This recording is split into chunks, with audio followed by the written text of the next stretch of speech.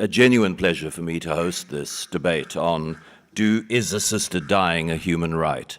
It is an issue on which I have an opinion, but it is an opinion which has been quite shallowly formulated, an opinion which is based on a little bit of self-reflection and introspection. It's not a position which has been subject to the kinds of arguments that I know we're going to hear this afternoon.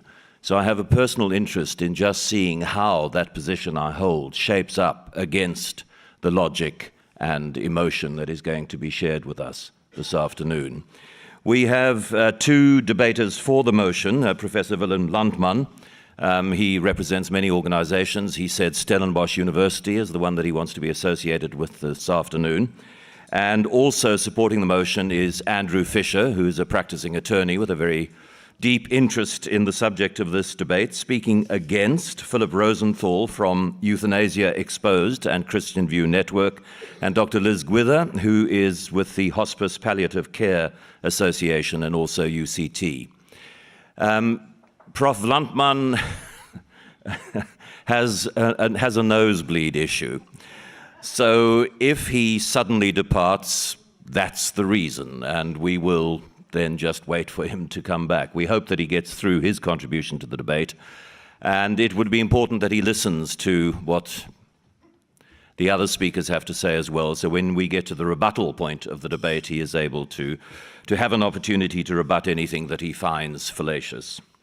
The way it's going to work is that Willem will go first, and then we will go to Liz, who will speak against the motion, and then we will go back to Andrew, and then we will go to Philip, and then we will have a 20-minute period where the four speakers will have an opportunity to rebut any points that were made, perhaps support a point made by their co-debater, and after that we'll open it up to the floor. I will be running my stopwatch. Everybody has 10 minutes. There has been an agreement. The rules of engagement are that people must stick pretty close to their 10 minutes, so at 9 minutes I will be giving an indication that there is 60 seconds to go. It feels a bit odd, but anyway, setting my watch's timer going. But Professor Willem Landman, over to you. Please get the debate going. I'll be very brief. Let me start with terminology. By assisted dying, I mean, and some of you who have been here this morning would I won't sort of repeat myself in detail, but assisted dying is the voluntary choice to seek assistance with dying by a competent person whose suffering is unbearable and intractable, whether terminally ill or not. So it's important to, before any debate about the facts and the values or the norms, to get one's terminology in place. So there are two forms of assisted dying. Assisted suicide, which with its links with other forms of crimes, homicide, a term like self-death, the Afrikaans would be self-dood, is more neutral. What we mean by that, A supplies the means to B, who self-administers and dies. The other form is voluntary euthanasia. A supplies and administers the means to B, who dies.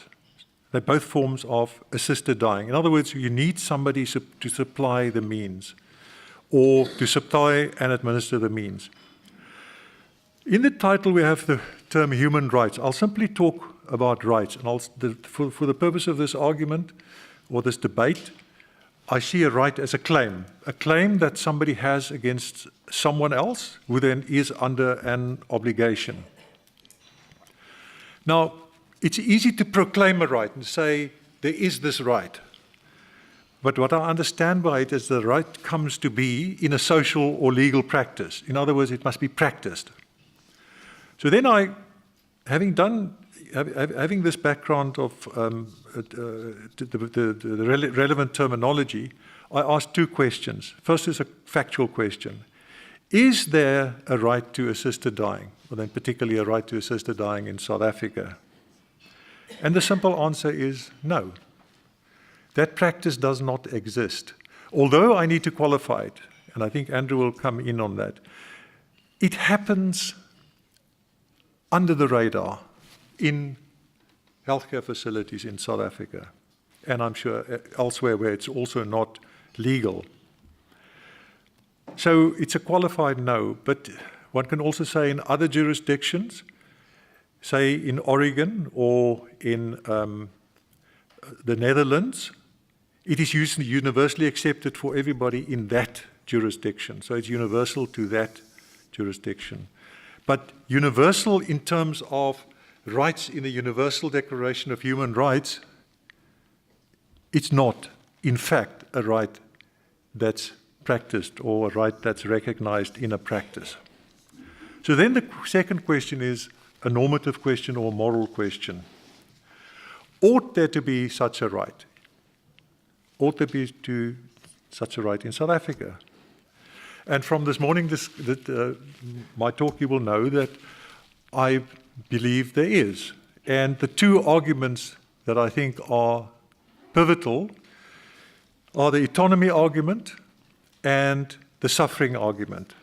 Autonomy or self-determination is something that we value in itself.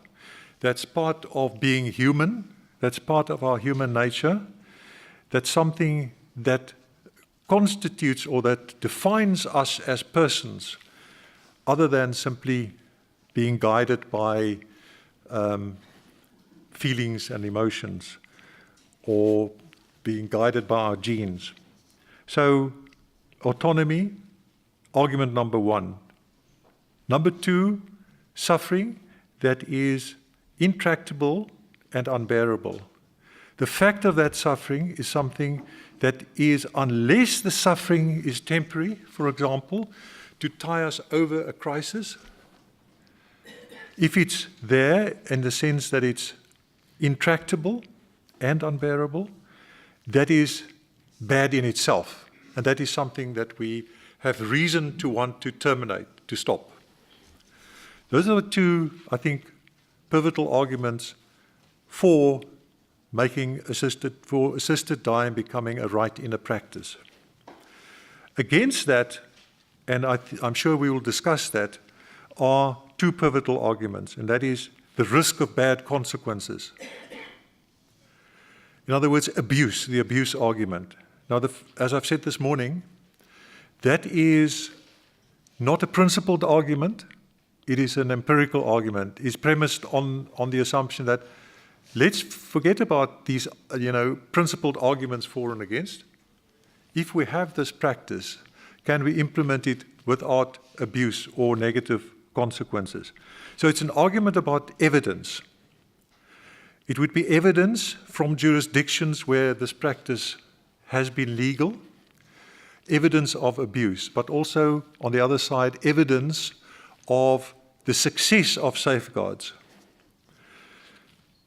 The issue here is risk.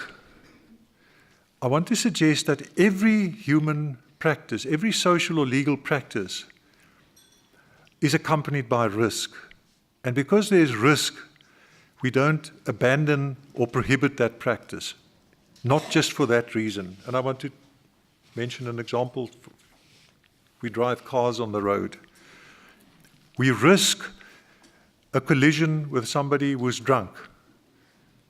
But we do not, for that reason, ban the practice of driving cars on the roads.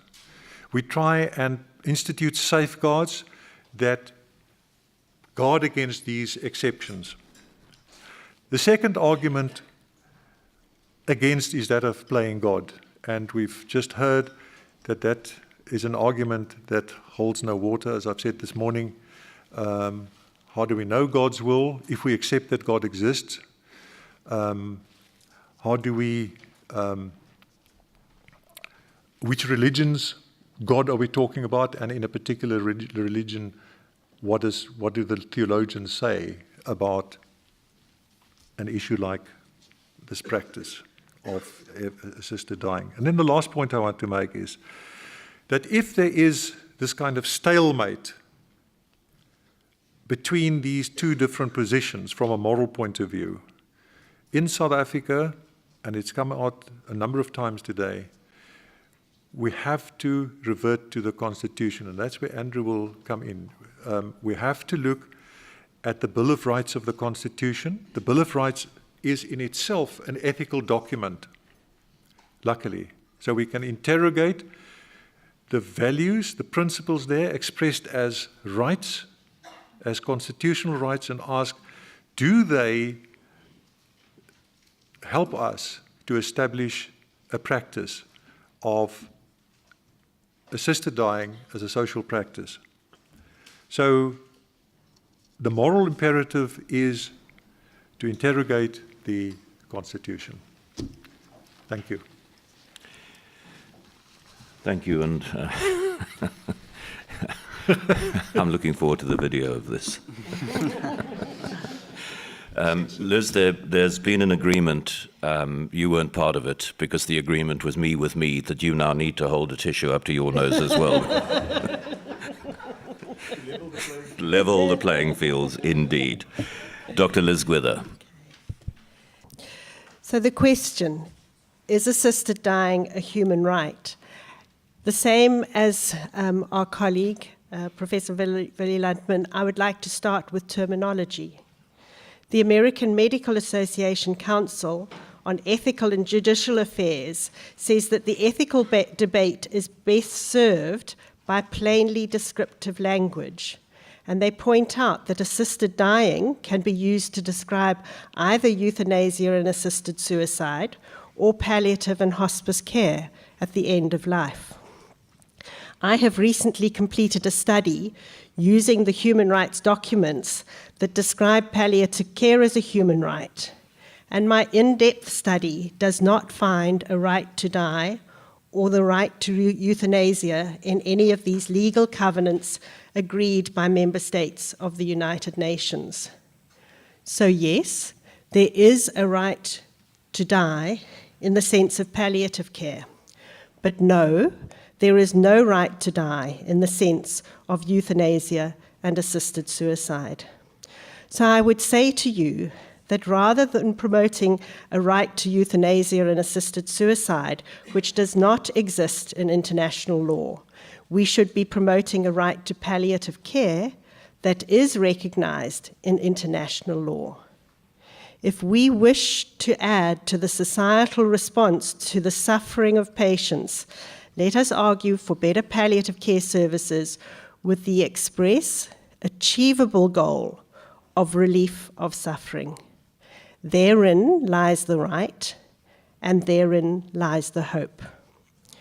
When we experience a health or emotional crisis, our whole world is shattered.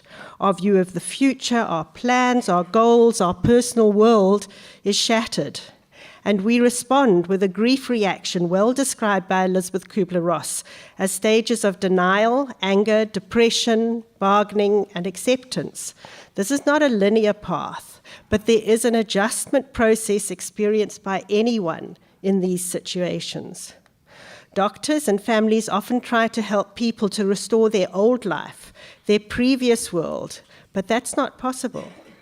The role of palliative care is to help people re-script their life stories and to find meaning in the new reality. People are resilient, but the adjustment process takes time, and it's facilitated by care and support from family, community, and professionals. The new reality does not devalue the individual, nor detract from his or her intrinsic dignity. Individuals do not remain in this state of depression or despair, and we should bring our human compassion to assisting people to rediscover joy in living with their illness or disability, in physical comfort, and with love and respect that restores or enhances dignity. In this debate, we often forget another right here, the right to refuse treatment. That is an appropriate choice medically, ethically, and legally. Often, people advocate for euthanasia and assisted suicide because they fear being kept alive. But no, palliative care stands as a beacon of reason to say you can refuse treatment, you can be allowed to die naturally. The World Health Organization states that palliative care neither hastens nor postpones death. Euthanasia is not a palliative care nor a health care practice.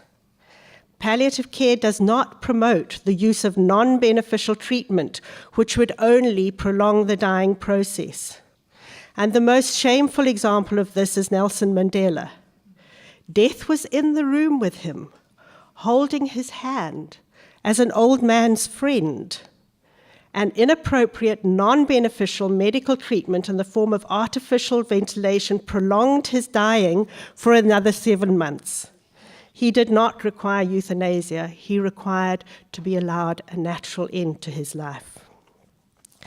The strongest argument for euthanasia is that of individual autonomy. We know that serious illness impacts and compromises our autonomy through pain, through insomnia, depression, emotional problems, and it's important to address these issues to enhance autonomy. We also know that people change their minds. Christian Bush describes the process of finding meaning in illness and loss as swinging like a pendulum between loss and benefit of the illness, between powerlessness and control, between sorrow and joy, the wish to die and the will to live. He describes our role in palliative care, and I suggest as a caring community, as swinging with the patient and providing support as people adjust to the new reality, helping them to find a meaning in this ambiguity. We know that people adapt to the circumstances they experience, and although they may have expressed the wish to die, they change their minds and then express the will to live. For that natural pendulum to be stopped unnaturally deprives the patient and family of something we see over and over again in the care of our patients: expressions of love, the unexpected encounter, indeed the epiphany that may occur with a natural death. A submission to the UK Select Committee debating euthanasia in 2016 made the statement that autonomy is only valid when it recognizes other moral values, such as respect for human life. And one of the MPs, Dr. Philippa Whitford, said that as a doctor, I know that euthanasia is not a good treatment for anything. I myself also expressed the view in palliative care that offering an individual death instead of effective pain control is a gross violation of their human rights. We do not have to kill the sufferer to relieve the suffering. A seminal article describing sympathy, empathy, and compassion describes how patients experience sympathy as an unwanted, pity-based response, characterized by lack of understanding and self-preservation of the observer. This pity, rather than empathy, has led to what philosophers call moral disengagement.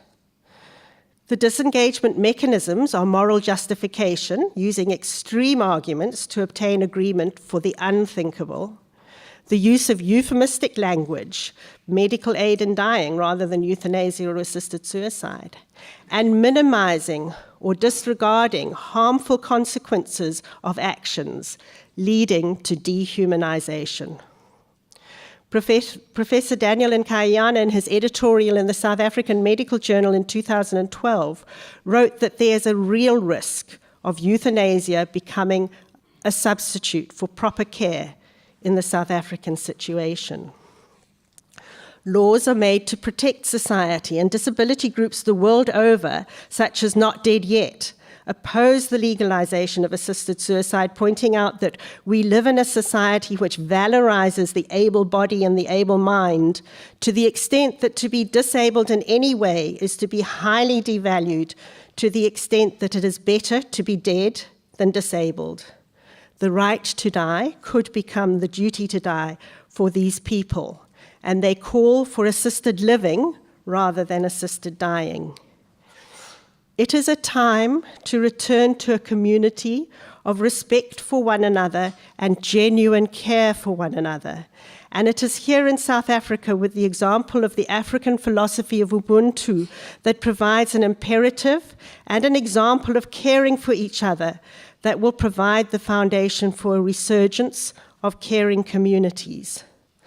The false binary that is set up in these debates is that of intolerable suffering and premature death. There is another way. Palliative care within a caring community that supports both autonomy and dignity. I will end with a quote from the poet W.H. Auden, who says, "We must love one another or die," because it seems to me that this is the real choice we are facing in this debate: love or death. Thank you, Liz, and Attorney Andrew. Thanks a lot, John. I'm going to assume Willem's terminology in my contribution and approach it from a legal point of view, which is my area of relative expertise. So I'm going to address the question, is assisted dying a human right, from a human rights law point of view, with a particular focus on constitutional law. The main claim I'm going to make is, you'll see, quite a conservative claim, and that is that assisted dying as a constitutionally protected human right is in principle consistent with principles of a modern liberal constitutional democracy. This is an in principle claim, it's not an all things considered claim. So I'm looking at the Constitution, and in particular I'll focus on the South African Constitution.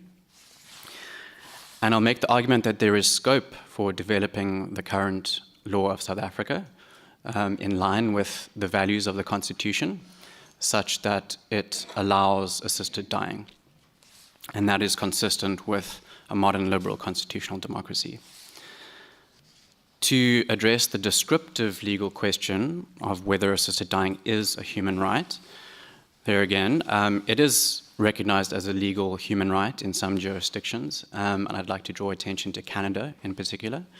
And that's because Canada, like South Africa, is a constitutional democracy, and they have a Bill of Rights, just like we do. In Canada, the Carter case paved the way for legislation allowing assisted dying.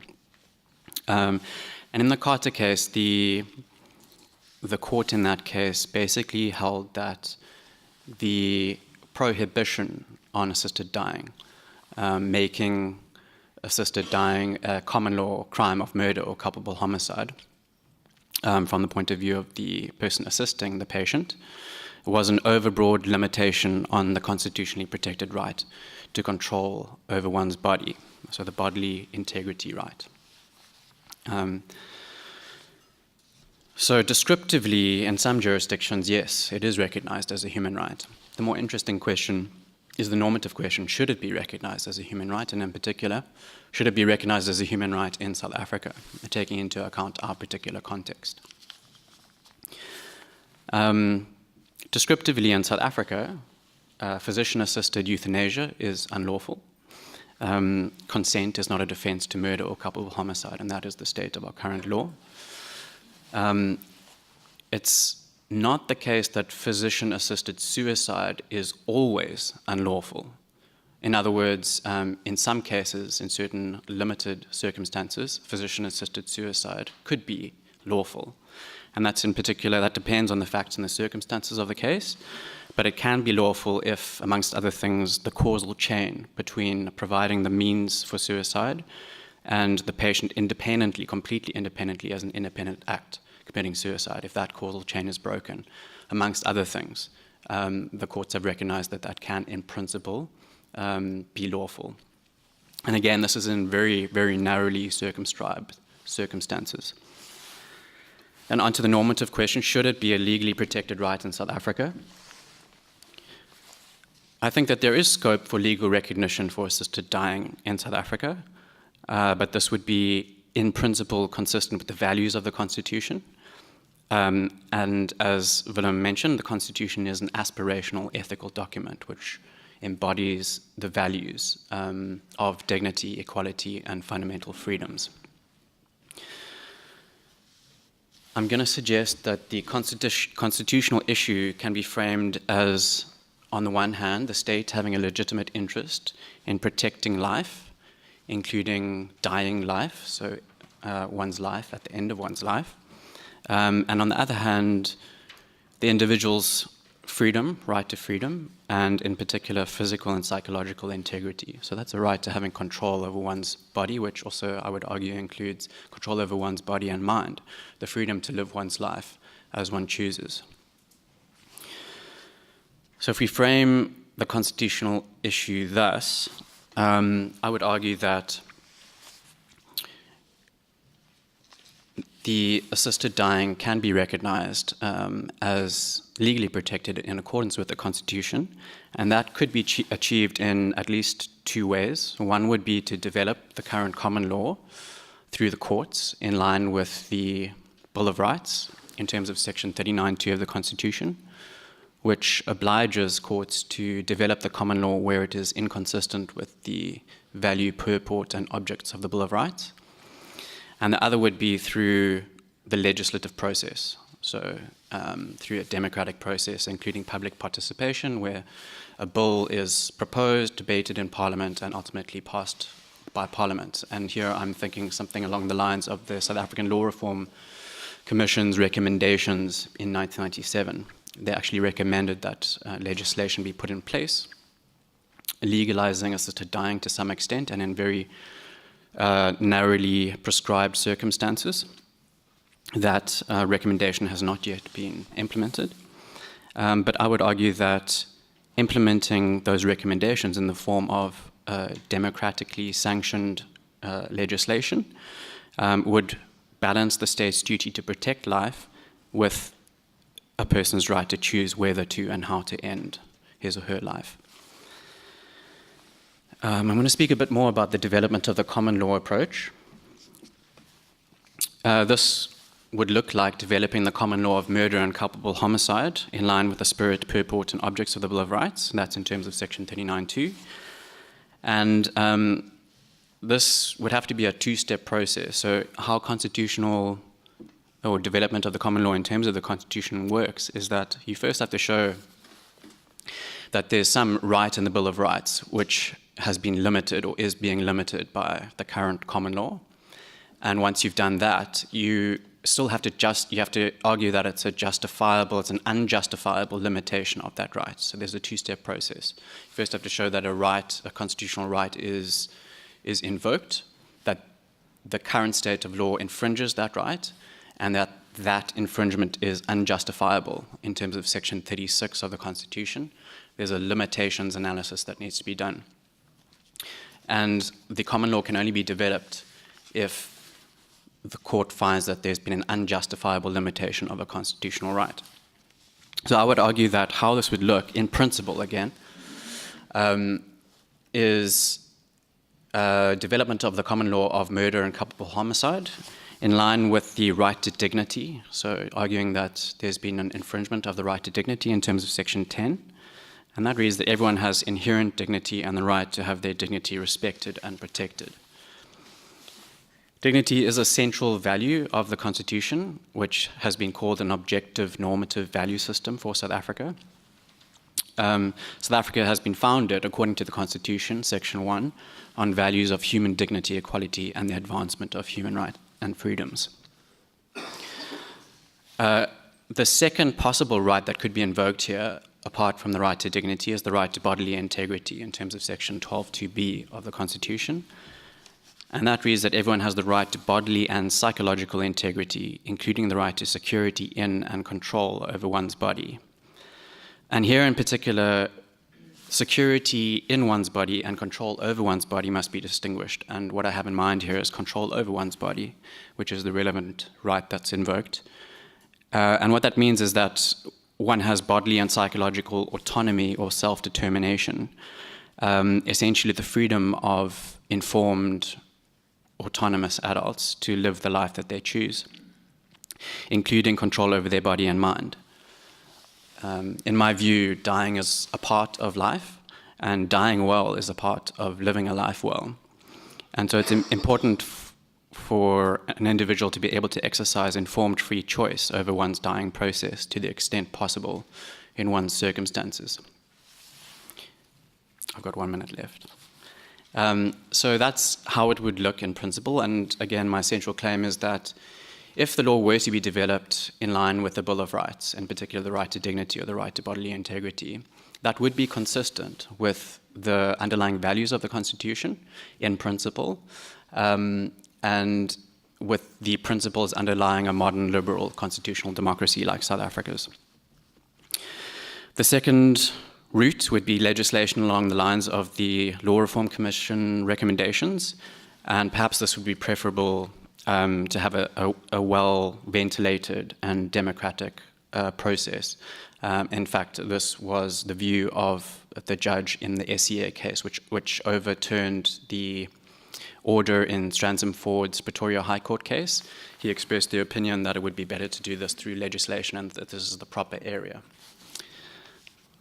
And I'm out of time.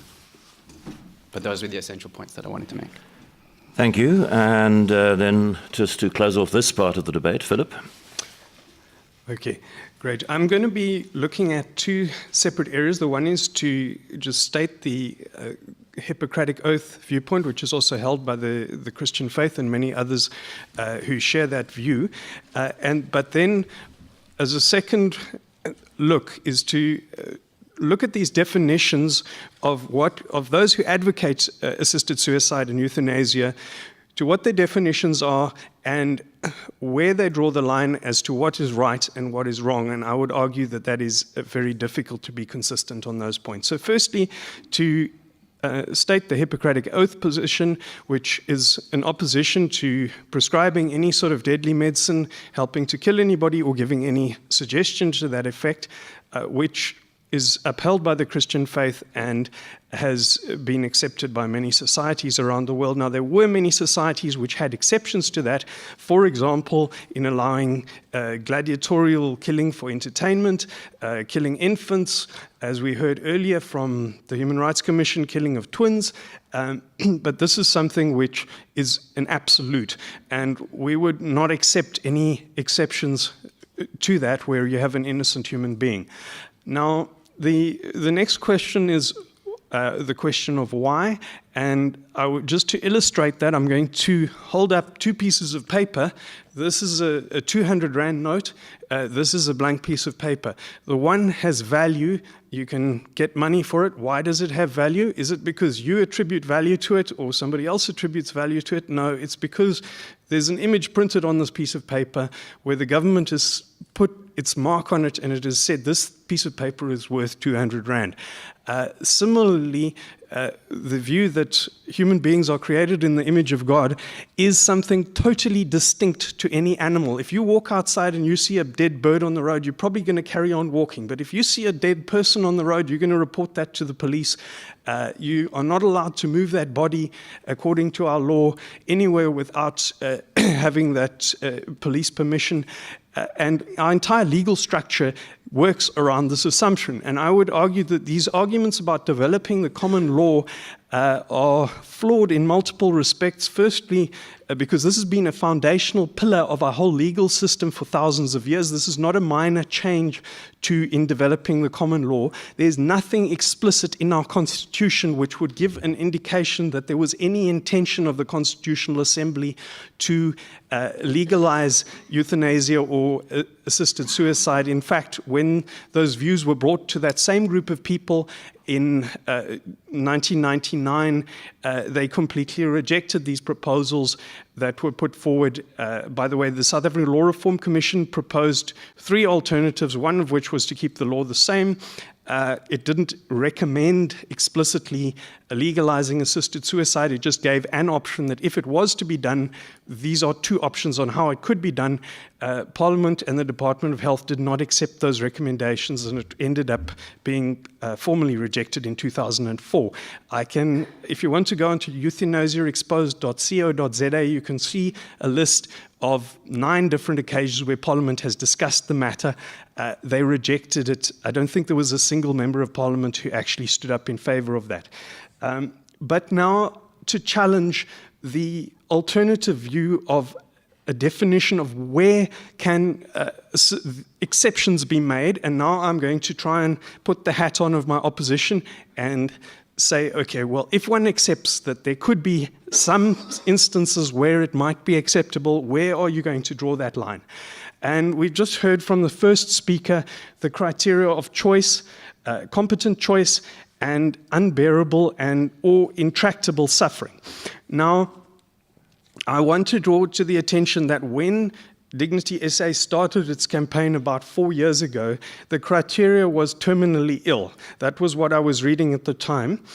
Then in 2015, I challenged the president of this organization at the UCT Bioethics symposium on the question, because he had confessed to assisting the suicide of Heinrich Berger, and as to this person was not terminally ill. And his response was, it boils down to the individual and their own perception of unbearable suffering. So now we have the question of the interpretation of unbearable no longer as an objective decision by some external agency or some legal definition, but up to each person to define for themselves what they consider unbearable suffering. And I think I heard that viewpoint echoed by the CEO of the Human Rights Commission earlier today, where he suggested that this could be an alternative, safer alternative to jumping off a building.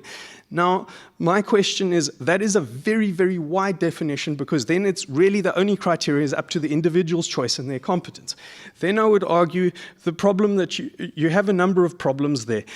One of those problems is the question that people who are suicidal are usually varying in their wish to commit suicide, and that links in with the mood swings that Liz Gwyther was talking about in the Kubler-Ross grieving cycle. But if that person commits suicide at that moment, it is now irreversible.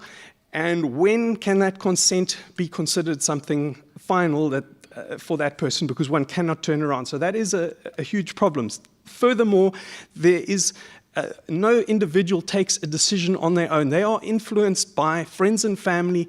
They are influenced by their healthcare workers, what other people say, and they are also influenced by the social milieu, the media, and including what organizations like yourself are saying. And I've listened to people who, from speaking from overseas in jurisdictions such as Belgium and now increasingly in Canada, that they say, well, people say to them, a disabled person, if I was you, I would commit suicide. Now, the way that they hear that is, why don't you commit suicide? So that is, and that person can always deny, no, I wasn't trying to put pressure on that person to commit suicide, but subtly, that is the way those people hear that, and that is why something that they perceive as pressure. And more than that, I saw an interview, somebody in Belgium, so it was a disabled child and has had people come and walk up to him in the street of, why don't you euthanize your child? Now, this to me is where you have a shift from the whole area of consent and towards the area of pressure. And I believe that over time, more of this will be exposed and it's going to become more and more ugly. Then to draw to the attention the previous experiment that happened in the 1930s in Germany. Now, I'm not drawing a comparison between what we are doing, what is being done now in the Netherlands with what happened in the 1940s, but I do compare with what happened in the 1930s, okay? Which is where initially, and I can show you documents and newspaper articles from the time of the 1930s in Germany, including a letter signed by Adolf Hitler himself, giving criteria much the same as what people are talking about right now.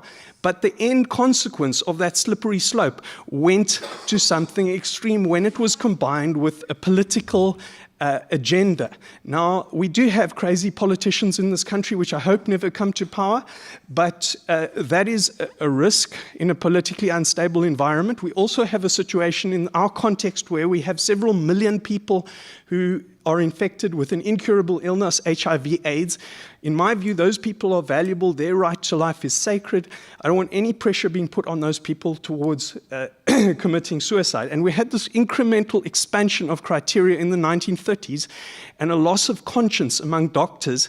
One then, even in the concentration camp, had selection of people for euthanasia by medical doctors, and we had the same equipment, the gas chambers being used in those concentration camps as what had been previously designed by academics in psychiatric institutions in Germany. So to me, there is a continuum here, and I see a number of parallels. Also, this use of euphemisms. Another concerning issue that I have to bring up again because it was asked earlier, you say which version? which version of the Christian faith one had in the 19th century, the development in Germany of a view in the church that human life was not sacred, that human beings kind of could make things up as they go along instead of the authority of the Bible. That gutted the German church. That view has now spread throughout the Western world. And if you want to ask why is the church in some of these jurisdictions no longer standing up to this, it's because they are infected with the same thinking. Nobody outside of that stream of thinking in Christian history has ever supported euthanasia or assisted suicide. Okay. Simply that we've heard all 4 points of view. That's all. We'll go from this side to that side, and Willem, if you would like to go first, or whether, Andrew, you would like to go first. I don't think we have to keep it clockwork and alphabetical, as it were. Let's just see. I missed the briefing. Do you want me to ask a question? No, well, if you want to rebut any point made by either Liz or Philip, you're welcome to do so. There were many points made. I think... how much time do I have, John? 1 minute. 1 minute. Well, we've got 20 minutes, and so you can each have 5 minutes. You can use it in one go, or you can use it in small bites. Up to you. I want to start with the analogy with Hitler and Nazi Germany. I've made the point this morning that it's totally inappropriate, and I object to that.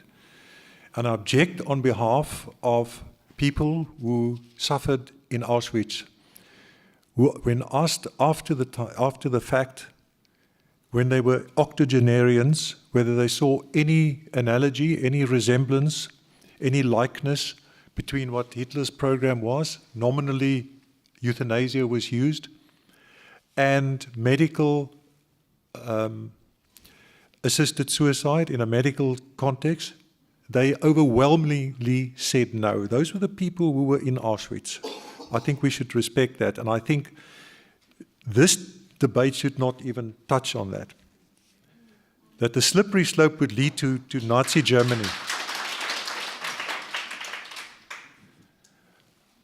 I also think it's not useful to invoke the Hippocratic Oath. The Hippocratic Oath was written 2,500 years ago. My experience in the United States is when I was attached to the Medical School of University of North Carolina, one of the campuses, the senior students wrote their own Hippocratic Oath. For the simple reason that some of those stipulations are not longer appropriate. We have modern medicine 2,500 years since then. In the Hippocratic Oath, one of the major stipulations is that medical students upon graduation should look after the financial interests of their medical professors. And I would say unless they do that, we don't have to look at the Hippocratic Oath as guidance in terms of public policy in the euthanasia debate.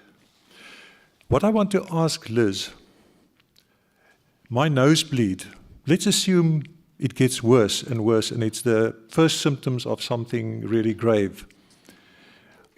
I become bedridden.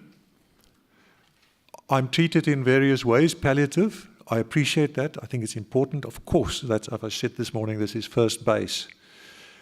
But I suffer pain and distress.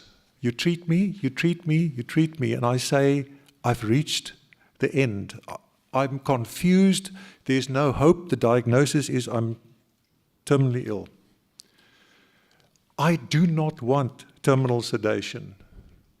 My question is, who are you, and I don't mean it with disrespect, who are you to decide for me that you can treat my suffering in the way you think appropriate, thereby actually making nonsense of my autonomy, given that my death, my dying is part of my life? My assertion is that you do not have a proper understanding or appreciation of autonomy, what it means, and ultimately then it has to be resolved in terms of what is possible in South Africa in terms of public policy. And my question would then be, how would you like public policy to be written to both of the contributors on the other side?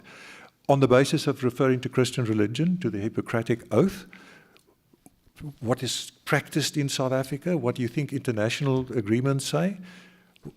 What is the respect you have for our Constitution, assuming that, as my colleague has said, there's a very strong argument to be made for that? Why do you evade the Constitution and call upon other criteria, other standards? Thank you. Okay, Liz, something was directed at you, so perhaps you can pick up, respond to Willem, and then if you'd like to pick up on any other points Willem made or a point that Andrew made, you're welcome. Thank you. So I think one of my concerns is a lot of the discussions around the reasons for euthanasia are based on fear and imaginings, and people are really anxious about this unbearable, intractable suffering. And I know I've had 25 years of experience in palliative care. I have never had to use terminal sedation. I don't know if I'm being heard. Just keep going. And no, I was just saying I've never had to use terminal sedation for any of my patients. It's very, very rare. I have had one of my colleagues who has used terminal sedation for a man who had existential suffering that the small degree of sedation that usually will contain anxiety and allow people still to be active and alert and engaged with their family wasn't able to be contained. So one person in my 25 years has ever needed to use that. What I find is that's not an answer to the direct question so of I'm what about right to go do on you now. have. Okay. So what I have found in my practice as a palliative care physician is that it is a team that works with a patient and family. And the leader of the team, respecting the autonomy, is the patient. And the family is a really important part of that, and sometimes there are discussions and debates and disagreements between family and patient, but it's patient-led, and always what the patient wishes.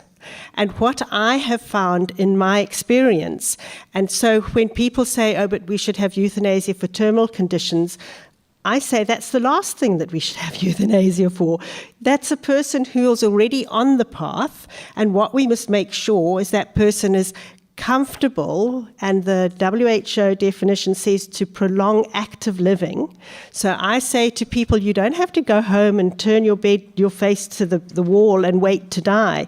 We can make sure that you don't have pain. We can make sure that you have active, good quality life engaging with your family to the end of your life. And the thing that we do note is that when time is short, time is precious. And there are these two extremes of vitalism. My friends in Ohio say that this is the right to life state, and they will use all sorts of interventions just to keep somebody alive that may be inappropriate. And then there's the nihilism about the despair about, then I'm going to die. And in between is where most people are. And all of my patients have found that life is worth living to the end, to a natural death. So the person still has the autonomy, and the person needs to be really well contained as far as pain and suffering goes, so that the pain and suffering is no longer unbearable and intractable. And I can't do that on my own. I need my colleagues in hospice who are the counselors and who can help with, I find existential suffering to be a much more difficult thing to deal with than physical suffering. I can manage physical pain and suffering well. And so we really truly believe in the autonomy of the patient and the dignity of the patient. So we do support the Constitution. But the autonomy of the patient, I want to die. I want to be allowed to die. That's an autonomous decision. And you don't seem to acknowledge that. I think it's because I haven't come across it as a sustained request. So, for example, we had somebody who came into hospice who was coming into hospice with the express wish to die, and then discovered that that's not a hospice philosophy, and then got the treatment and the counselling and the care that he received, and then went home to his family in Port Elizabeth and wrote back to our social work counsellor saying, I am so grateful that you didn't accede to my wish because I have had the best 6 months of my life. So Okay, it's just that I try don't and see keep time that balanced. as, I've not experienced that as a sustained request. Andrew, is there anything you'd like to pick up on? Thanks. Yeah, so I'd like to comment on a couple of points. First, I'm in complete agreement that we need quality palliative care and more equalized access to that, broader access to that, especially in South Africa. My suggestion is that that doesn't have to be an either-or thing. It's not either we have access to quality palliative care or we have a right to assisted dying. You can have them both simultaneously. And the right to die just extends a patient who is experiencing unbearable suffering by that patient's own lights, despite quality palliative care, extends that patient's autonomy. And I would ask, well, what's the harm in giving that patient the option, the choice, to exercise that right as an extension of the right to autonomy, despite access to palliative care, etc.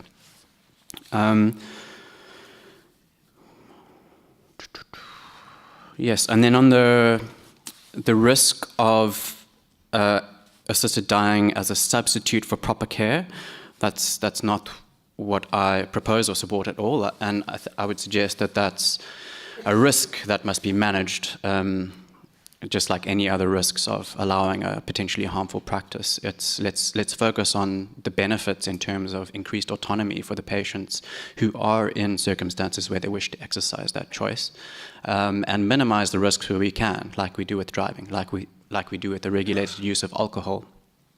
Let's not confuse the risk of abuse with the benefits that can come from a safe, well-functioning assisted dying regime that's effectively implemented and enforced.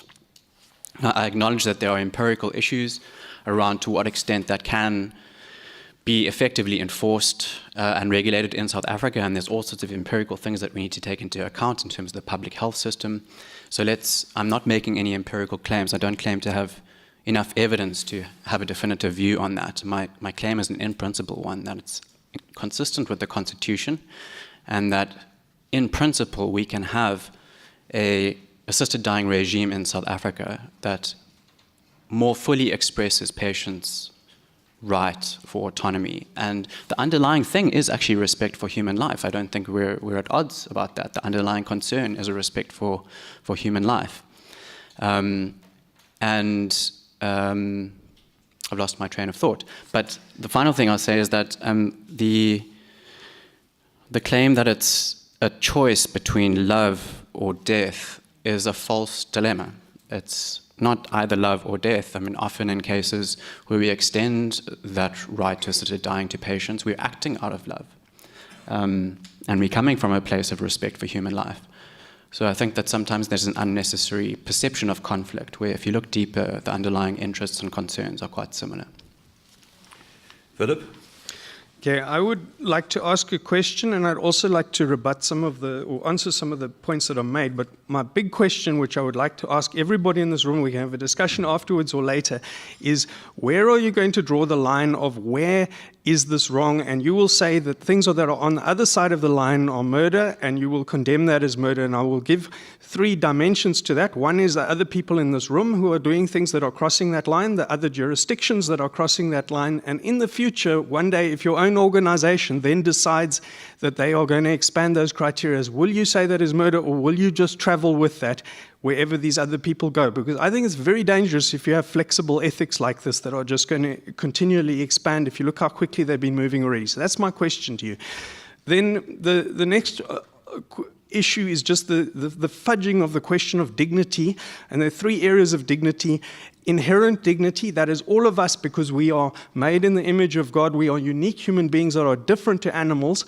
Secondly, subjective dignity, what you attribute to somebody else, where you think that somebody who is disabled or cannot take themselves to the loo has a lack of dignity. And the third area of dignity is your view, your perception of an action such as suicide, and marketing can change the perception of an action. Your viewpoint can change perceptions, but I would argue that every human being remains with that inherent dignity because of what is imprinted on them. Now, the question that was asked from the other side is the question of the right to refuse. I wouldn't put that right with a doctor at all. I would say that is something that needs to be uniformly implemented in the law, not left up to the discretion of the doctor.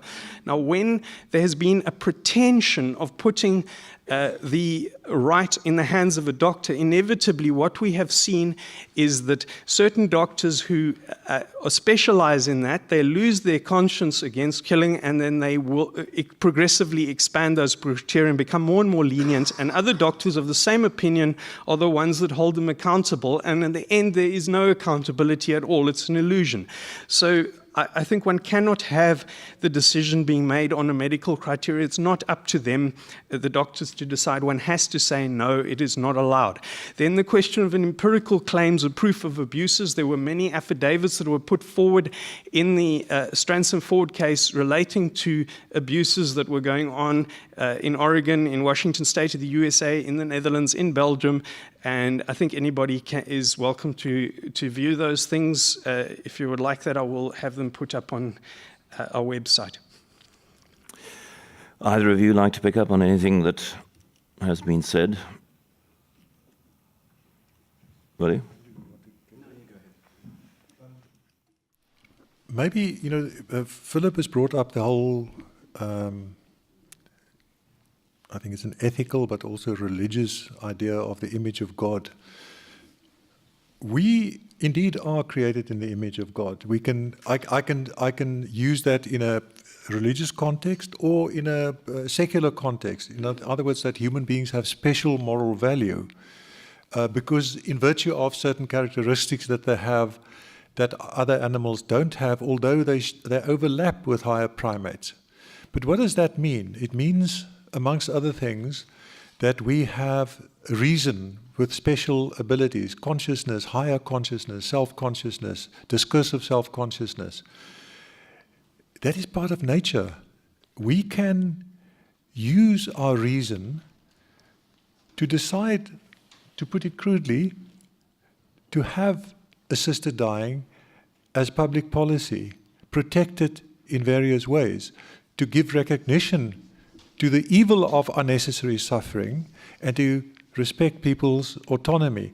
I do not think by simply mentioning being created in the image of God, anything follows from it. Just as if there's one meaning to it. So we can certainly interpret it as a way that gives us license to adopt certain public policies that are defensible. Maybe I should ask this, and it's something that I raised this morning. All these dangers that you foresee with assisted dying, how are they different from decisions being made to withhold or withdraw life-supporting treatment, which is standard of care and is done regularly in South African and other hospitals or medical facilities? Are the same risks not at issue? Are the same variables not at issue? That we have to decide about the time and manner and place of death by withdrawing or withholding treatment. That we have certain motives, certain intentions, certain deliberation, decision, responsible action for which we have responsibility. What is the difference such that we can say that all cases of withholding or withdrawing treatment fall in that class, and all cases of assisted dying fall in that class, and they are bad, and these are acceptable in terms of risk? Liz, I think as a medical doctor, perhaps that's for you to answer. Well, I would say in terms of risk, there is no difference. In terms of what is happening, there's a huge difference. And I am concerned at the big disconnect between the medical fraternity and the legal fraternity here, with the legal fraternity pronouncing on really kind of skills in the medical in medicine, so that for the decision to not start or not continue a non-beneficial treatment, so withholding or withdrawing treatment, is really that we've maybe started that treatment with the intent to reverse. Is this condition reversible? Is it not? We think it might be, so let's start it. But let's do this for a week. If there's not any change, then this is a non-beneficial treatment, and it is not ethical to give non-beneficial treatment to our patients. So then we will stop it. The risk of dying is higher there because death is already in the room. The risk of giving an injection or a lethal dose of medication is bringing death a lot earlier in a person's life and causing a premature death.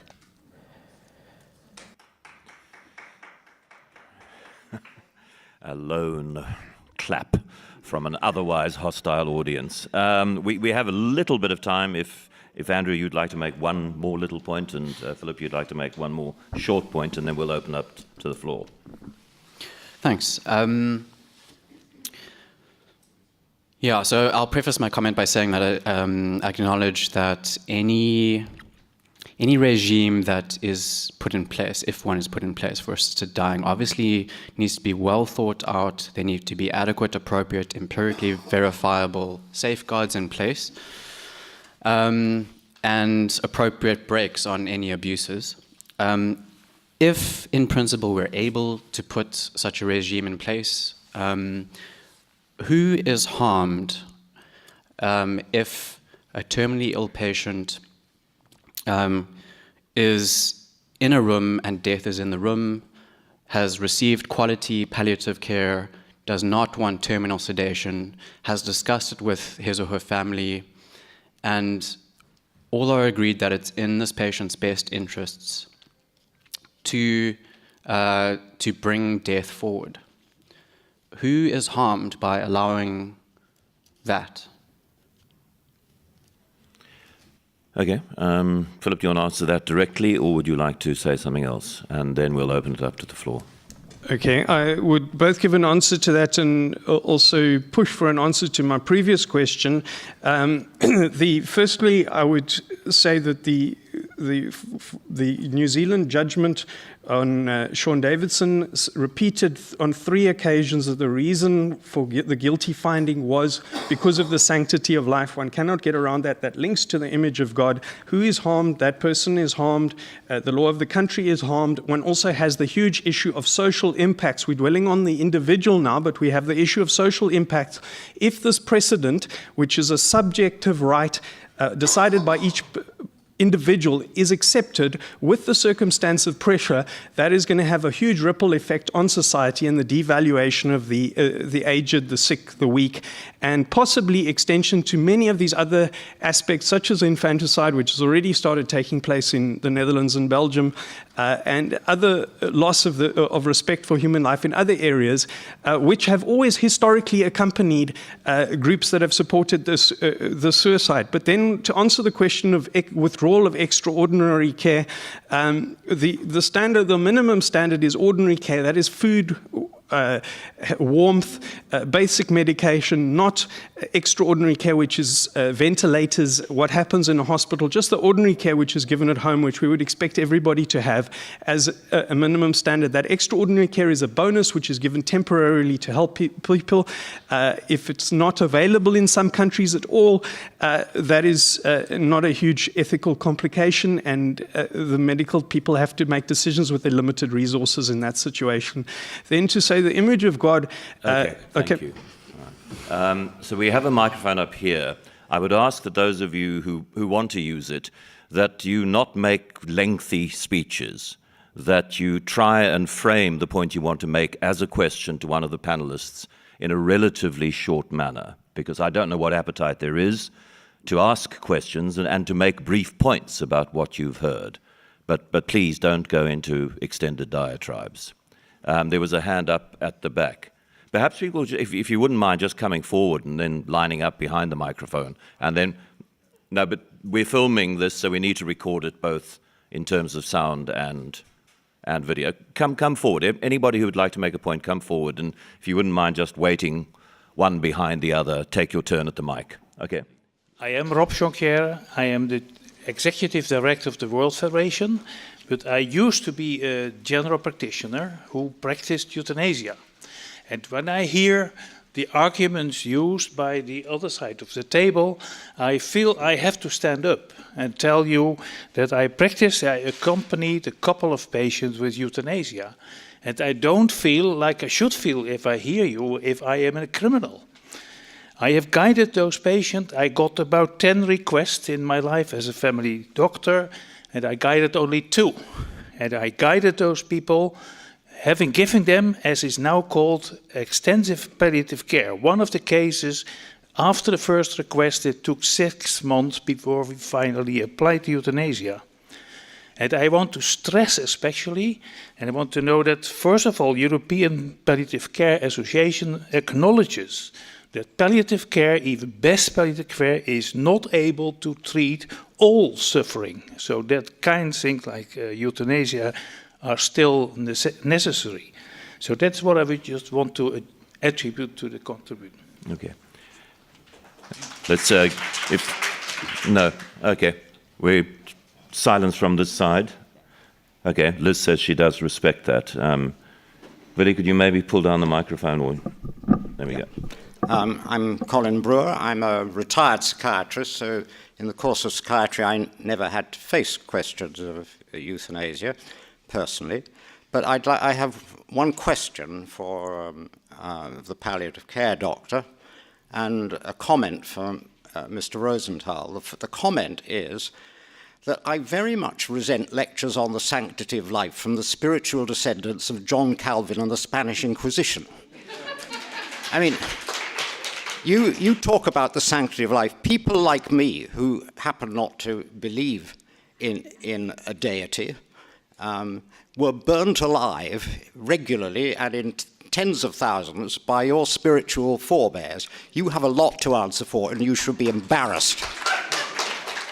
And my question is this. I'd like to put a very simple clinical example to Dr. Willem.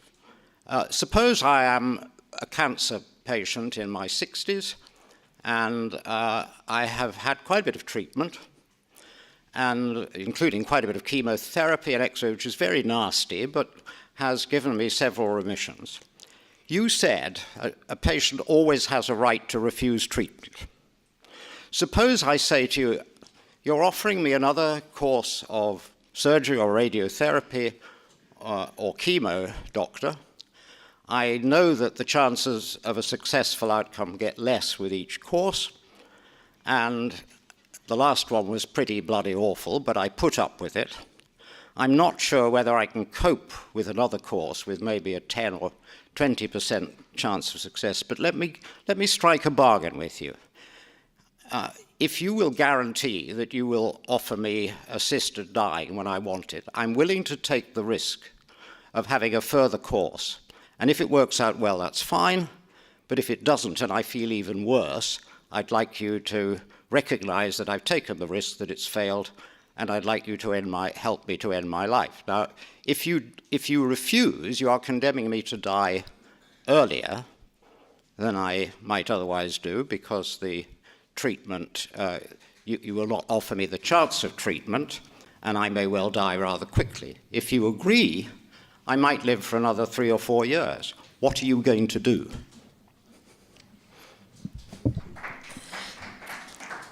So thank you, Doctor, for that question. I'm going to ask you, what do you want? And I've told you what I want. I want a bargain with you so that if the choice of treatment does not work out to my advantage, I want my life ended. That's what I want. So as a palliative care doctor, I'm more likely to support your wish not to have the further chemotherapy and radiotherapy.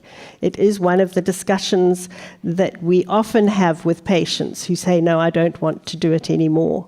And we are very strongly in support of that option to refuse treatment. No, I won't let you escape from that hook. I'm not asking you to advise me not to have palliative care. I think she's saying that she's not going to take your... I'm not going to take the offer.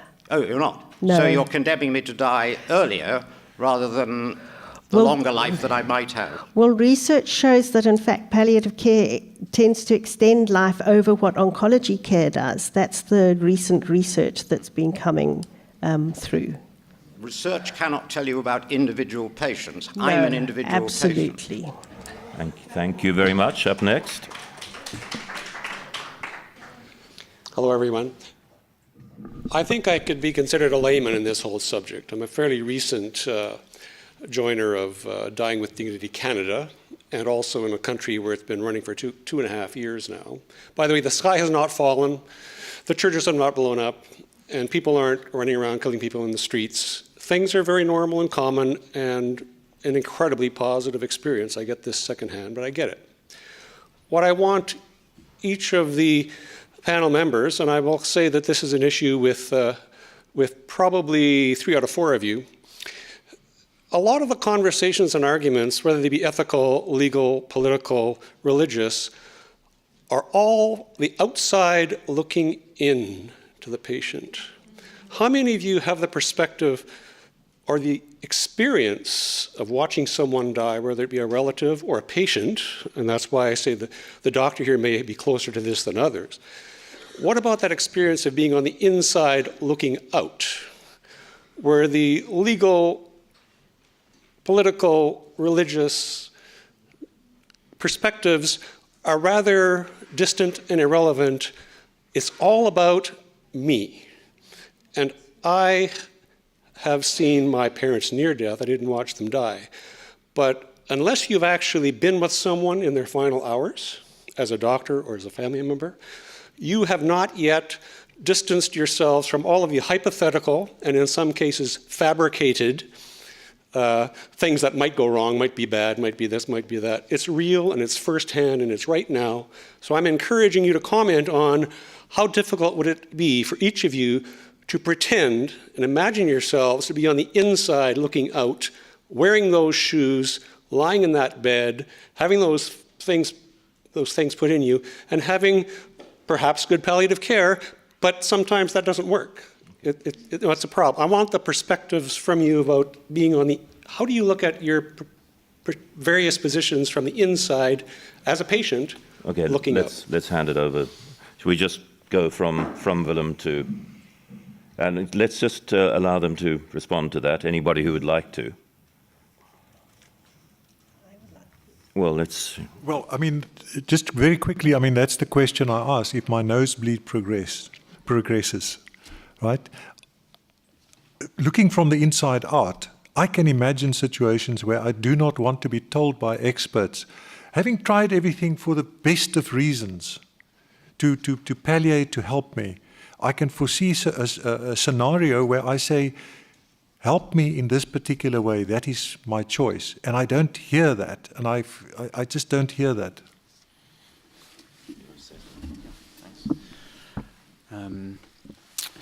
I've experienced, as a relative, people that have been very close to going through the process of dying. And from my perspective, from the inside out, I can only speak for myself, but if I were in a situation where I were experiencing unbearable suffering, I would like to have access to palliative care. I would like to have every opportunity to make my life as enjoyable as possible in my circumstances with the help of medical professionals, palliative care specialists, etc. If despite all of that, I come to the point where I judge being mentally competent and fully informed that it's not in my own best interest to continue living because it's just unbearable. Then I would like the option. I would like to be able to choose. I would like to be able to choose a premature death. I watched my father die for 6 weeks. Every night I would go and sit with him in the intensive care unit of the hospital where he was being cared for. And this was in 1988, where the prospect of his asking for a premature death was simply not contemplatable. But I did look down and think, Dad, I would like you to be able to ask us whether we as a family, what we think about stopping the suffering. Because the doctors tell us your chances of recovering are 1%. But because the medical aid is paying, these machines are attached to your body, and you are living this completely and utterly meaningless life. How do you feel about it? Which tells you that the arguments I've heard from my left have not changed the point of view with which I came here. But Philip, you and then Liz can respond to that. Okay. Just to run through some of the points that have been made. Firstly, I would assert that killing an innocent person that is murder in my definition, and I would like other people to put forward their definition of what they would say is murder as an absolute, not something they're going to change in a year's time because of some other court decision.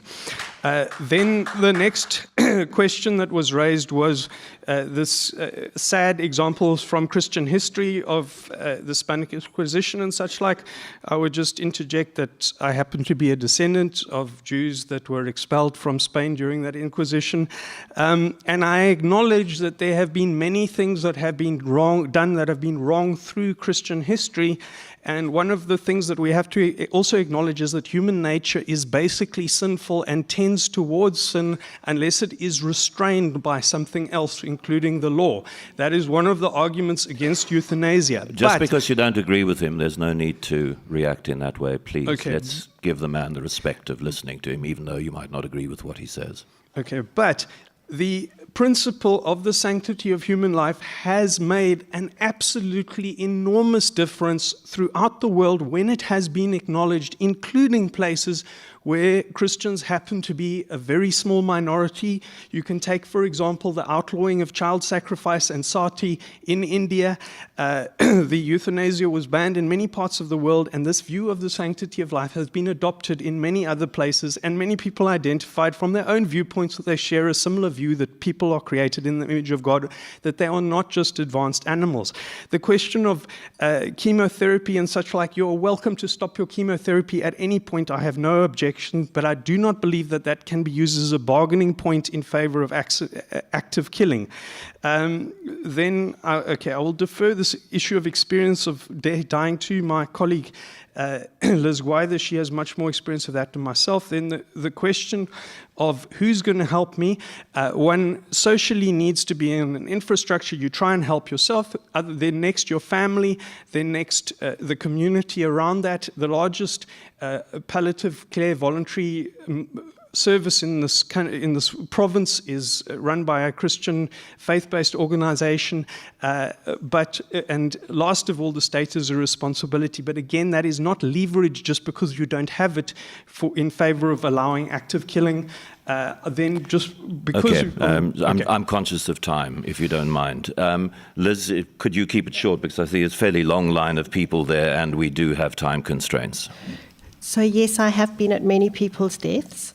And I'm not going to talk from my own experience, but I'm just going to say that one evening in hospice, the urologist came to see a patient who was under our combined care and experienced that man's death and said it was the most transcendent experience he had ever had in his whole life. The issue is to know when people need palliative care, and my heart is so touched by your story, John. Your dad should not have still been in ICU. And doctors don't identify easily the people when to stop the inappropriate treatment. But discussions I have had with people who have brought up the question of euthanasia in an open and respectful way on both sides, it often says, so I would ask, so when? And they say, oh, when it's really bad. And that's when I say to my students, medical students and postgraduates and doctors, our role is to make sure that it's not ever that bad. But as you say, sometimes there is that episode, and I respect your story absolutely. And so often people imagine how dreadful it's going to be, but you experience that. Yeah. Okay, and there is a long line, so if we can just be conscious of time, because people need to go and get ready for the supper and everything, yeah. I'm Erika Preissig. I'm a GP in Switzerland, and I didn't want to speak about Hitler here, but I need to. Switzerland has opened its doors when at the time of Hitler, and many people ran to Switzerland to save their lives. Now Switzerland has opened its doors since 20 years to people who want to die in peace, and we got run over by people who want to come, and we don't have enough dates to give them. We had a patient with motor neuron disease. She said, I hope that I will die from starvation because she couldn't swallow anymore before I die from suffocation. When she came to die in peace in Switzerland because she started to have very, very bad breathing problems, especially at night, couldn't swallow the saliva, she said, look at me and do photos. I'm so sorry that I haven't got that photo with me because she looked exactly the same as the people at the time of Hitler's from Auschwitz. What I'm experiencing is the modern Holocaust. And I'm a GP.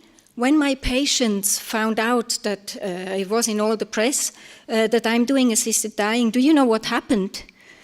I lost one, a psychologist, and I gained hundreds. We had to stop taking new patients because they all wanted to come to a GP who knows everything about palliative care, but who accepts also assisted dying. I have been a palliative care doctor for 21 years.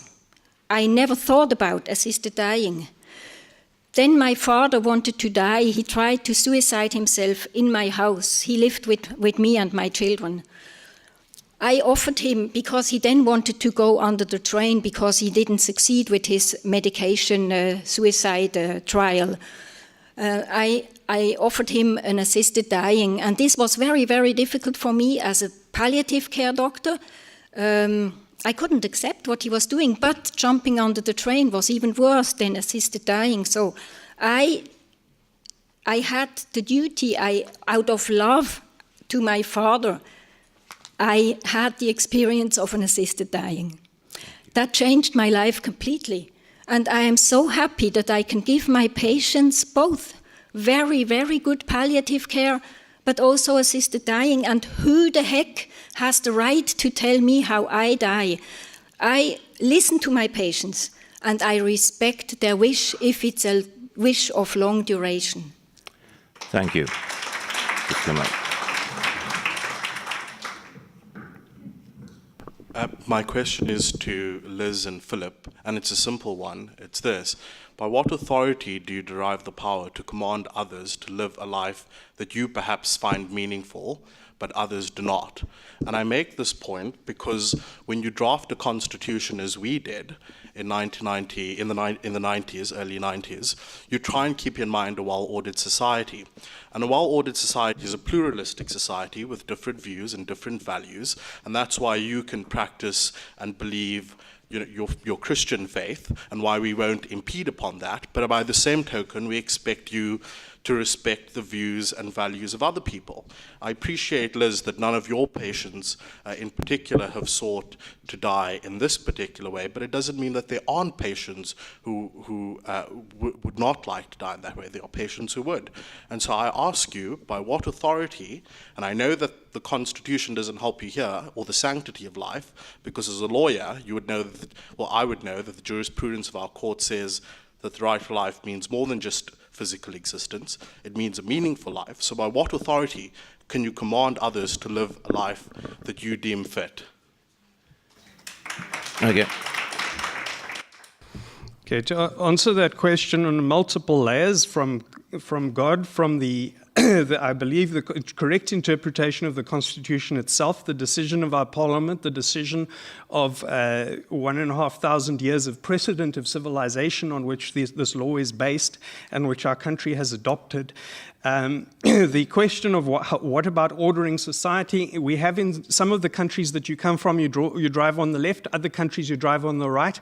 One has to make a choice, because if you do not make that choice, you're going to have collisions. We can have pluralism to some extent with freedom of religion, but we have to have a decision on the basis on which our law is decided. Our Constitution is not secular as some claim. It talks about God in multiple places. And that is an assumption where at least, I think there's only 1 in 30 South Africans as surveyed by an international organization are even in doubt on the existence of God. Most of them would interpret that from a Christian perspective or something analogous or very similar. And that is the basis on which we decide many laws on a consensus. And no, I don't believe this is something we can leave up to each individual to decide for themselves. Liz? So it's not so much authority, it's just really looking at the experience and looking at the little bit of kind of legal understanding that I've got through my study on the human rights documents. Things like the right to health is not the right to be healthy, but the opportunity for the highest attainable standard of health given the biological preconditions. And that also resonates with the palliative care principle as living as actively as possible in the face of that illness. So a lot of what palliative care does, and a lot of what not just, and this is also beyond my particular part of the discipline, is the counseling that comes in actually helping a person or accompanying the person, being a witness to how they find meaning in their lives. Thank you. Well, listen, firstly, I just have to say, I think that I'm advocating for one of the pillars, okay, which is the living will, as I think a lot of you would know. Now, from just listening, I would say that it sounds like Philip and Liz actually supports the right that a patient can have a living will. But I want to go a step further. And the step is that I want to ask, I believe in, I've just buried, my brother died on the 2nd of June. And I've seen palliative care.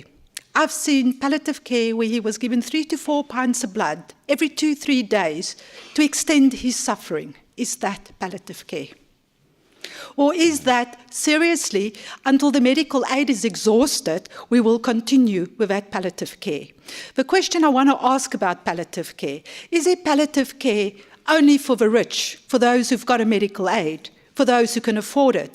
Please, can anyone tell me, is there any hospice or any place of palliative care that I can, for any of my constituents in Johannesburg, who is crying, please, reach out, help us? There's nothing. Yeah, but if I could, because there are a lot of people. I mean, the point was made by Andrew. We're talking here about two things. We're talking about an ideal world. We're talking about a constitution and a system which we could and should have. And then there is the real world. And James said that we need palliative care, better palliative care for all our population, which quite obviously we do not have at the moment. So. Yeah. No, but I've just got another question. That question is to Philip. Okay, how many coins, or how many sides is there to a coin of Christianity? We have got on religion. We've got Desmond Tutu that's saying he wants to go all the way. Okay, then you've got a small political party in Parliament that is not even supporting a living will. But so how many sides is there to the coin of Christianity? And my last final question is, and that is to Philip. Philip, have you ever held your father's hand? Have you ever held your brother's hand? Have you had a niece that was diagnosed with brain cancer at the age of 4 and that lived for 28 years with a tube in her stomach feeding her because doctors felt it's the right way? And I want you to just answer on that. Thank you. Okay, I'm just going to, okay, there's 2 questions there. The one question is on the sides to Christianity. As I have said earlier, there's a consensus from the time of the 1st century through to the middle of the 19th century when a particular set of ideologies arose in Germany, which started to undermine many aspects of the civilization, which included undermining the view of the sanctity of life within the Christian church. That has spread throughout the world, and these few people who are opposing this, supporting euthanasia, are are all derived from that. And you can also note that their churches are emptying out, and probably within another 2 generations will be entirely empty because it is not genuine Christianity. Then the question of personal views, and Look, if anybody wants to stay... Can we agree that for the rest of the session we'll leave Christianity out of this, because it's taking us down blind alleys, please, from the questions and from the answers. This is a secular state. People have views on Christianity or they do not, and I don't think it's germane to the discussion that we're having here this afternoon, as framed by the topic of the debate. And I'm not sure it's a fair question to say to Philip, have you ever held the hand of a 4-year-old who's been diagnosed with cancer? So next, please. Thank you. My question is in 2 parts, if that's okay. But maybe I can just comment to that previous speaker and just say that obviously you've gone through a lot of trauma, and I wish that she could have had access to someone like Liz for palliative care. I think it would have made a difference. And in Somerset West, we do have a hospice, the Helderberg Hospice, which is free for everyone, from people from townships and from Macassar and everywhere can come for free. But obviously there's not enough of that around the country. My question is in 2 parts. I would like to ask Professor Landman. You mentioned a situation of terminal care, and you put yourself in the example where you felt that euthanasia might be warranted. Can you maybe give some other examples of where you think it is appropriate, and then say where you think it isn't appropriate? What would your criteria be? Would you restrict it to terminal care, or where would you restrict it?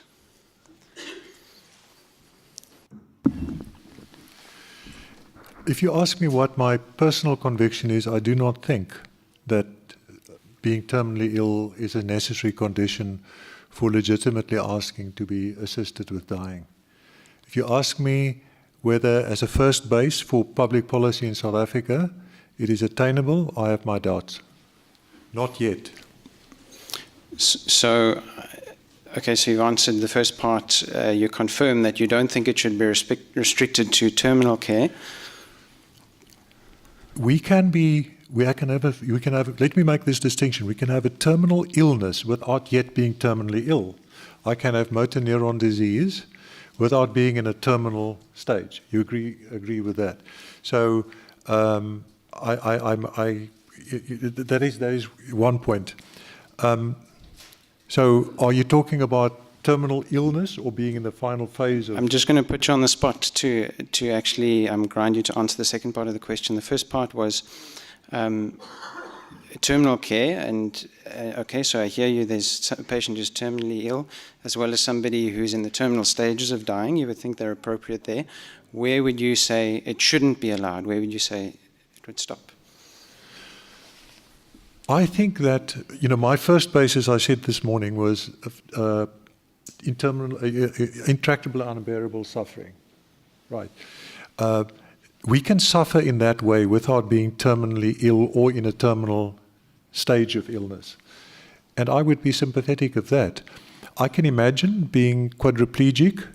Of course, quadriplegic patients or persons may choose differently, where I have had a certain style of life where I cannot bear it. For me, that would be unbearable suffering.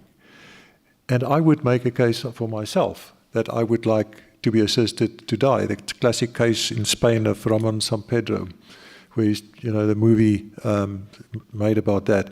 I can imagine having a motor neuron disease where I suffer from a terminal illness, and at a certain stage I would fear being as it was said, suffocating or being unable to swallow, etc., etc. There I would want to be assisted. So it sounds like, in summary, you would say there should be no restriction at all in law, except that the patient should ask and say they have unbearable suffering. The point that would be your opinion. Intractable suffering could be existential suffering. It need not be physiological, medical suffering. Suffering as defined by certain indicators. You can't really challenge someone on it. So no restriction is, just to clarify.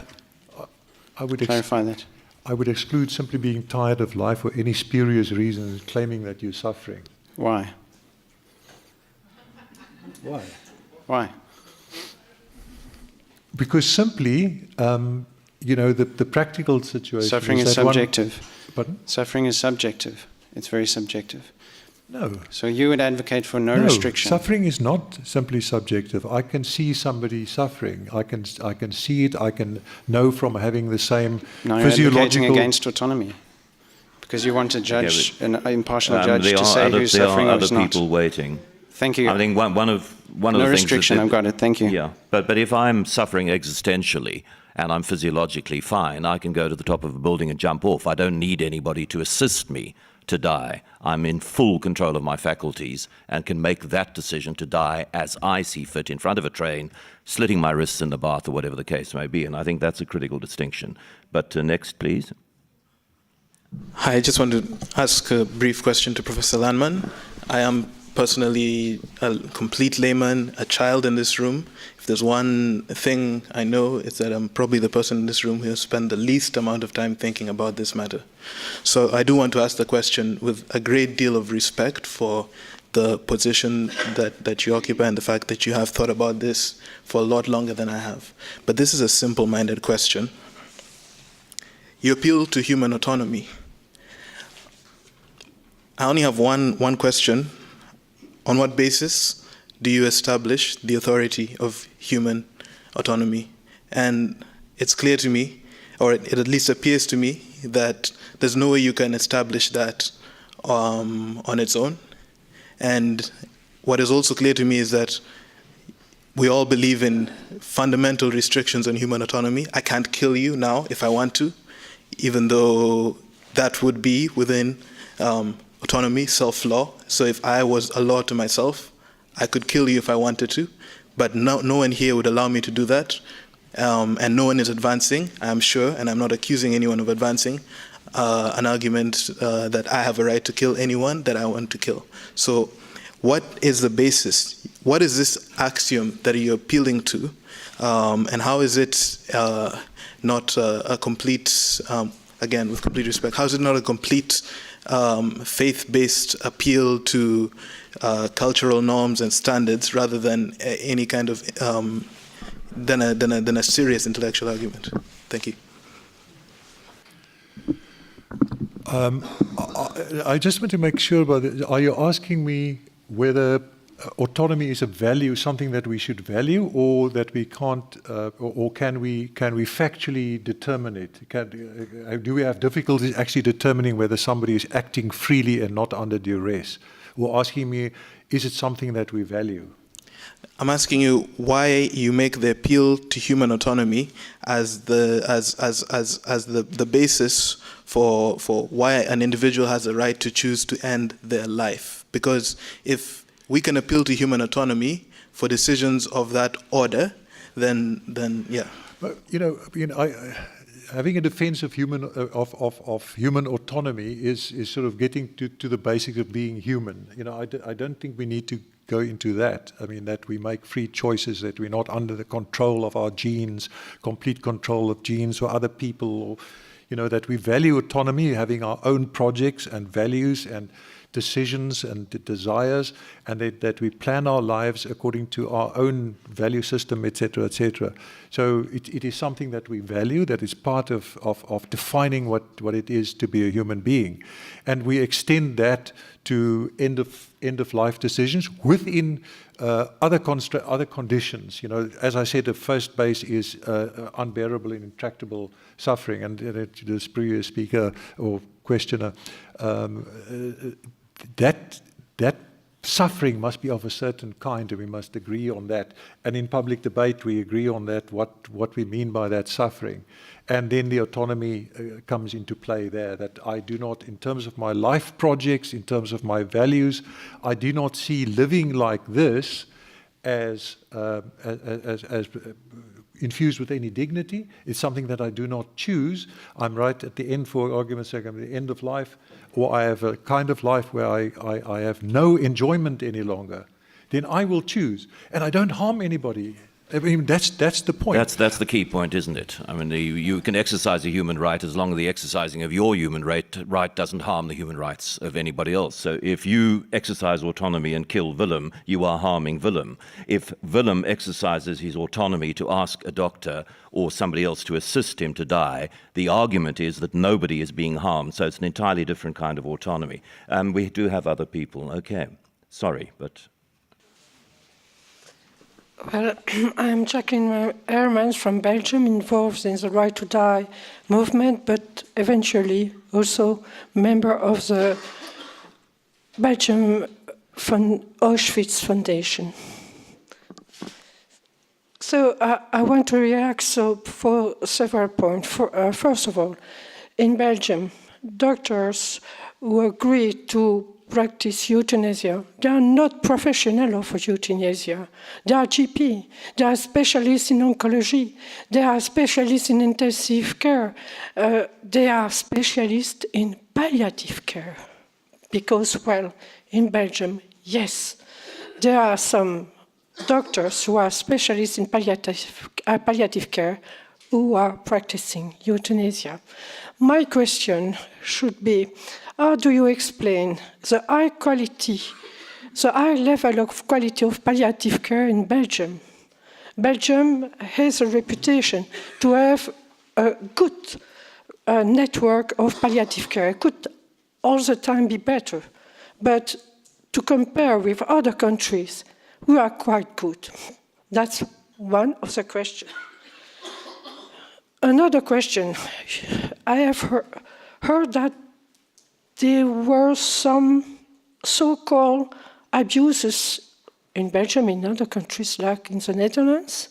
Have you evidence of it? Or is it only what you have read in papers? And I invite you to read, for example, all the affidavits and evidence that we have given to the Supreme Court in the Carter case. So before speaking about abuses, you must think about bringing evidence of it.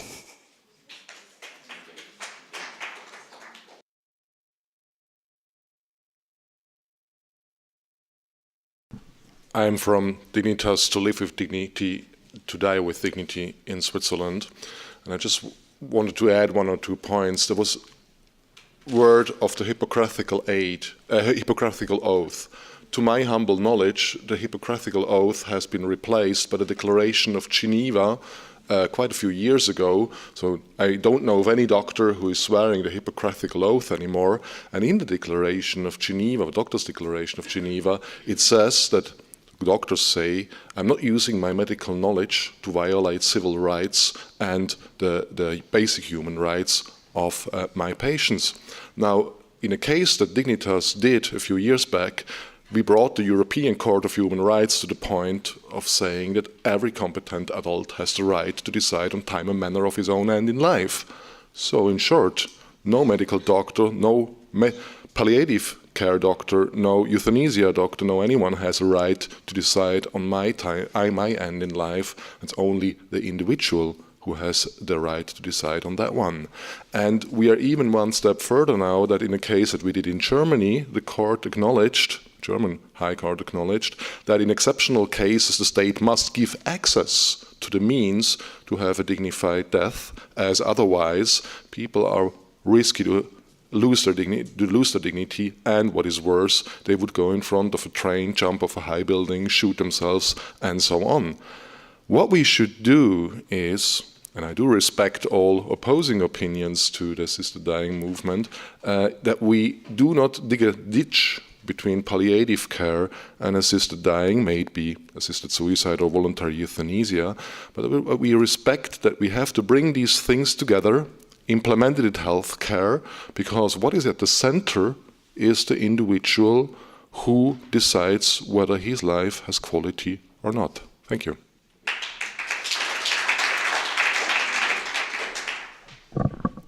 Cool. Hello.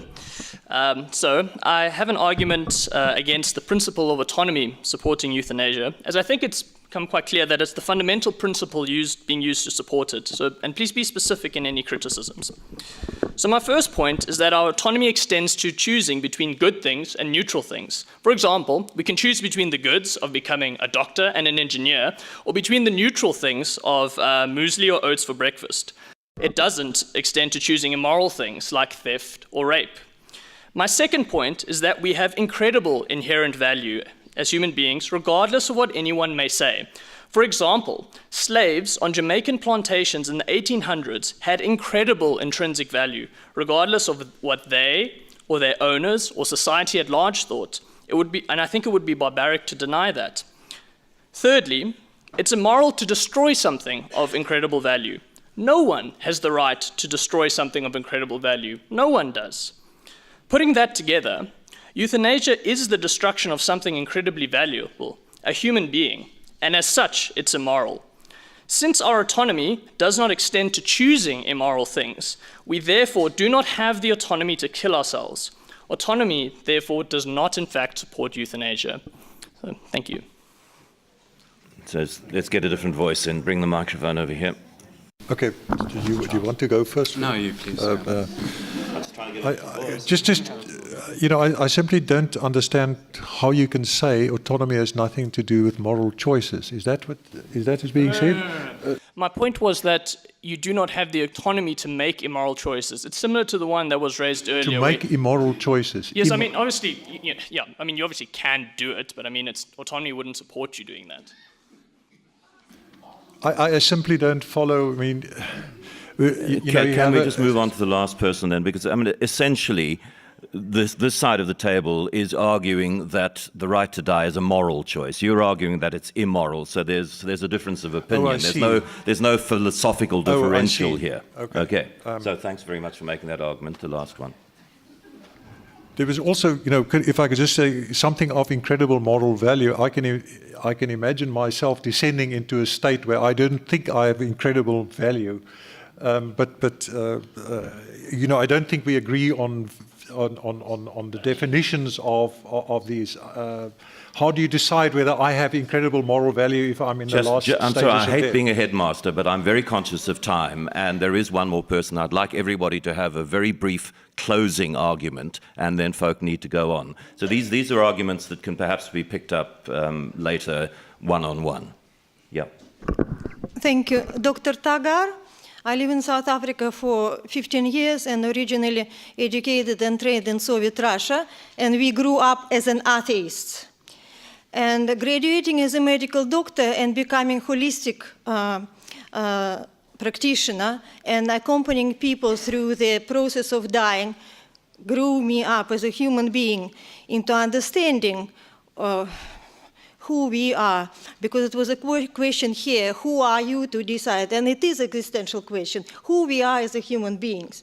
And if we can suggest that we are human beings made of body, soul, and spirit, it brings different aspect for what we are talking about.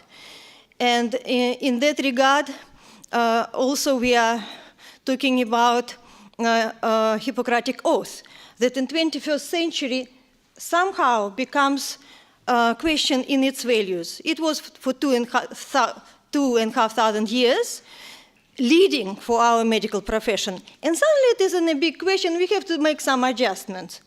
And that's why it is a big question for us in 21st century. Who we are as a mankind, who we are become, and how our medicine developed, that we reach that point. Are we in crisis? And undoubtedly, maybe also what you are bringing, we are in crisis because medicine becomes so materialistically orientated that human spirit somehow is not present in medicine through treating patients from early stages. But we also know that the final stage of life, can become very speed up point on the spiritual growth of individual. Who have seen that spirit at work? We have seen it with the Holocaust survivors, and this is undoubtful. And those suffering those days was unnecessary, for sure, but I was privileged to meet the survivors here in South Africa. And if the spirit could overcome it, and we lost 26 millions in World War II. So this is people to point. How did they survive? In opposite, we have got another dynamic. Sorry, could you drive to your final point, please? Yes, I would like to bring a bigger picture that the people who now grew up through World War II in masses requesting euthanasia in Europe, what happened with those people? Because their parents and their families suffered enormously. So where is that critical point we are at to look at human beings? And of course, the point... Thank you. Thank you very much. I did say no long speeches, and it's getting to that point, but thank you very much for making that. We'll start, Philip, with you, and we'll just go across the table, and people can just brief final comment. Okay, well, I'll give three responses to some of the points that have been made. The first is that this interpretation of autonomy, where there's an attempt to try and insert that meaning of autonomy into the Constitution, I don't believe is something that was ever intended by the framers of the Constitution. I was around at the time. I don't think a single one was advocating that interpretation. And I believe that that is the equivalent of a religious viewpoint that is attempted to being imposed. It's just not a formalized religious viewpoint. The second example is the question of abuses. There is a very public case at the moment, which is sourced in multiple sources in the Netherlands and in the Telegraph newspaper, for example, where there's a dementia patient in the Netherlands who had wavering consent, sometimes in favor, sometimes against euthanasia.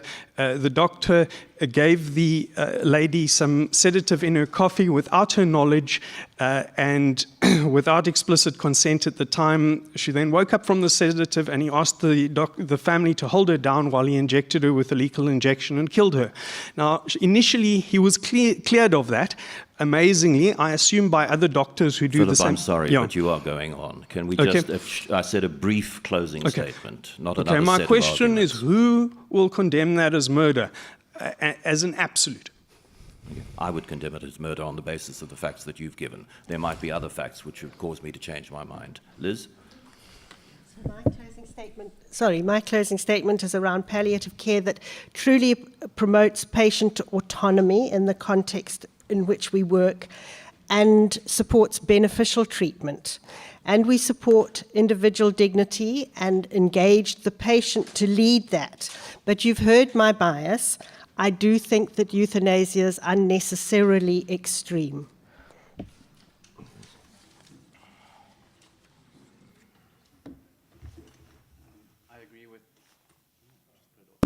I agree with Liz. I'm in favor of quality palliative care and in favor of patient autonomy and dignity. My central claim I'd make is that legalization of assisted dying in South Africa would, in principle, be consistent with the Constitution, which is an ethical foundational document of a secular, modern, liberal democracy. And legalization of assisted dying would be consistent with that. I'm not making a broader blanket statement. That's an in-principle statement, not an all things considered statement. And that would obviously be caveated just one more sentence. But however the law is developed, it must be subject to appropriate empirically verified safeguards against risk of abuse and must take into account South African context. And then Willem, final word. The debate is an illustration of what I said this morning, that if we simply argue on the basis of philosophical persuasions, religious, cultural persuasions, then it's going to be an interminable debate. It will not end. Luckily for us, in South Africa, we have a constitutional democracy, and the question is, do the rights in the Constitution, do the rights in the Bill of Rights of the Constitution support recognizing this practice as something that's legal, would be legal in South Africa, that could be legal in South Africa. In order to do that, clearly we'll have to do not the 68 of Victoria, but we'll have to have certain criteria set down to have this as a legal, recognized as a legal practice. And the key ones I mentioned this morning, they came up again. All of these criteria we can define, we need to have definitions, and then we can make a factual determination. I can define what autonomy is, and I can make a factual determination. In the same way as we ask whether somebody who signs a contract to buy a house or to sell something, is acting autonomously or under duress. In the same sense, we can discuss whether somebody is competent to make that decision. We can define competence, and we can determine it factually in a situation. And then lastly, suffering, which I've defined as unbearable and intractable suffering, not spurious suffering, not claiming that you're suffering, but real suffering. We can define that, and we can factually determine it. And that'll be the basis, the first three criteria of the others, how many physicians have to certify, and how many requests, and are they written, etc., they can follow suit after these basic ones. Thank you very much. Philip and Liz have come into largely hostile territory, and that has taken some courage for them to keep going. So thank you very, very much to you, and to James and Willem, and thank you to all of you.